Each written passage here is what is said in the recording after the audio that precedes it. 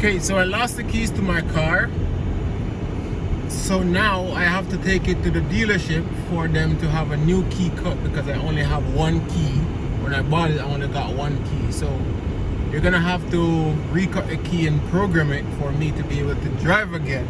So that's the reason why I haven't been posting any videos, because it's like last week and I didn't have access to the keys or whatever. So now, once I get it cut, that's the only appointment time they had. So once I get it cut, then I can start doing my, you know, modifications and all that's needed. Because, yeah, sucks. So I just picked up the car from the dealership.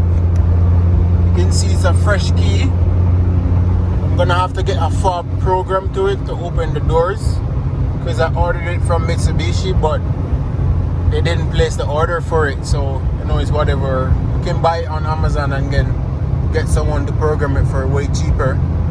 So that's the least of the problem. But I'm gonna install a remote start anyway, so that would be, you know, a good thing to just do it and done, get that over. So now I can continue with all the modifications and the build and stuff that we had to do. So I'm just so excited that I got the car working again, running again, because having it parked and not drive, you know, it's just a pain. But it's all good again.